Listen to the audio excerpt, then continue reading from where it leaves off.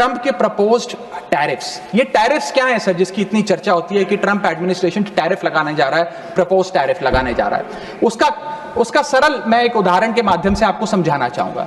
Tariff को आप एक इंपोर्ट ड्यूटी के चश्मे से भी समझ सकते हैं। मान लीजिए अमेरिका में बैठा एक बायर हिंदुस्तान के एक मैन्युफैक्चरर से एक शर्ट खरीदता है 100 रुपए की। आज वो शर्ट उसे 100 रुपए की पड़ती है, लेकिन अगर ये अमेरिका की नई हुकूमत ट्रंप एडमिनिस्ट्रेशन 20% का टैरिफ शर्ट्स पर लगा दे, अपैरल्स पर लगा दे, तो वो 100 रुपए की शर्ट अमेरिका के बायर को 100 रुपए की नहीं 120 रुपए की पड़ेगी। तो वो अमेरिका का बायर हिंदुस्तान से 120 रुपए की शर्ट खरीदने की बजाय 108 रुपए की, 105 रुपए की, 104 रुपए की वियतनाम, फिलीपींस और बांग्लादेश जैसे देशों से खरीदेगा। यह है टैरिफ का खेल, जिसके चलते एक्सपोर्ट्स घटेंगे, मांग घटेगी, कारखाने बंद होंगे, रोजगार जाएगा। सर पहला IT exports, Bharat 245 billion dollar का सालाना आईटी एक्सपोर्ट करता है। इसका 80% export United states of America को होता है। सबसे बड़ा प्रहार आईटी एक्सपोर्ट्स पे होगा। दूसरा, 15 से 25% यूएस टैरिफ्स इंडियन एपरल्स यानी कि टेक्सटाइल्स पर लगने जा रहे हैं, जिसका मैंने उदाहरण अभी आपको दिया। इसके चलते कॉस्ट एडवांटेज भारतीय मैन्युफैक्चरर्स की घट जाएगी, सोर्सिंग और बाइंग हिंदुस्तान से बंद हो जाएगी और करीब करीब एस्टिमेट्स बताते हैं 2 मिलियन जॉब्स भारत की टेक्सटाइल और गारमेंट इंडस्ट्री की बंद हो जाएगी, जिसमें मेरे लुधियाने, पंजाब से लुधियाने में बहुत सारे टेक्सटाइल हब्स हैं, तमिलनाडु में है, गुजरात में, उनको सबको खामियाजा भुगतना पड़ेगा। सर इसके साथ साथ propose tariffs on Indian pharmaceuticals Donald Trump administration लगाने जा रही है। आज जितने भी pharmaceutical products, generic drugs, generic दवाइयां भारत यूएस को एक्सपोर्ट करता है, उन सब पर यह इंपोर्ट ड्यूटी लग जाएगी। मैं आपको बताना चाहूंगा 40% यूएसए की जितनी खपत है उसके 40% जेनरिक दवाइयां और ड्रग्स भारत सप्लाई करता है। तो इतना बड़ा प्रहार भारत की इंडियन फार्मा इंडस्ट्री पे होने जा रहा है, जिसके चलते रेवेन्यू लॉसेस और जॉब लॉसेस होने जा रहे हैं।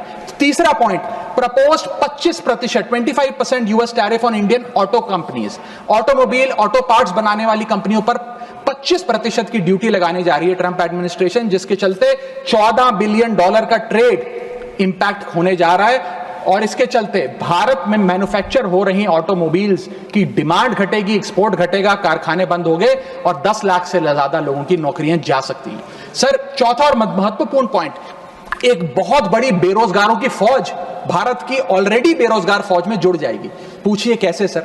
7,25,000 वो लोग जो बिना दस्तावेज के रह रहे हैं, जिन्हें अमेरिका कह रहा है हम भारत भेज देंगे।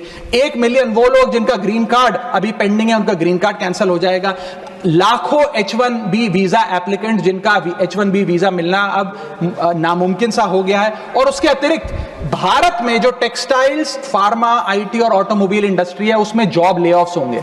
यानी कि इन लाखों लोगों की एक जो अनएम्प्लॉयड लोगों की फौज भारत आकर भारत की ऑलरेडी अनएम्प्लॉयड लोगों की फौज में जुड़ जाएगी, उसको कैसे हम इस इकोनॉमिक साइकिल में रीइंटीग्रेट करेंगे, कैसे इस अनएम्प्लॉयमेंट और अंडर एम्प्लॉयमेंट का सामना करेंगे। सर मेरा आखिरी पॉइंट इस ट्रंप एडमिनिस्ट्रेशन का जो इकोनॉमिक इंपैक्ट भारत पर पड़ेगा उसके संदर्भ में है, वो ये है सर कि भारत की फॉरेन इनवर्ड रेमिटेंसेस घट जाएंगी, भारत का फॉरेक्स रिजर्व्स घटेगा।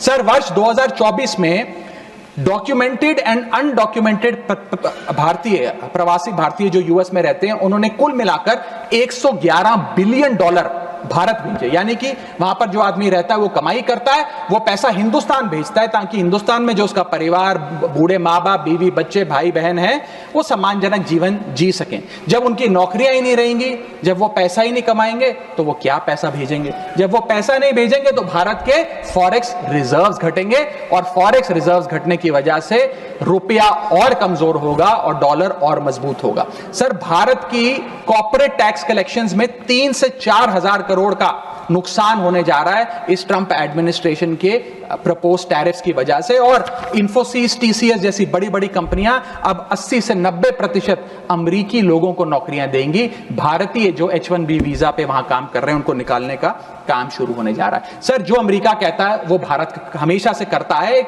वफादार दोस्त की तरह।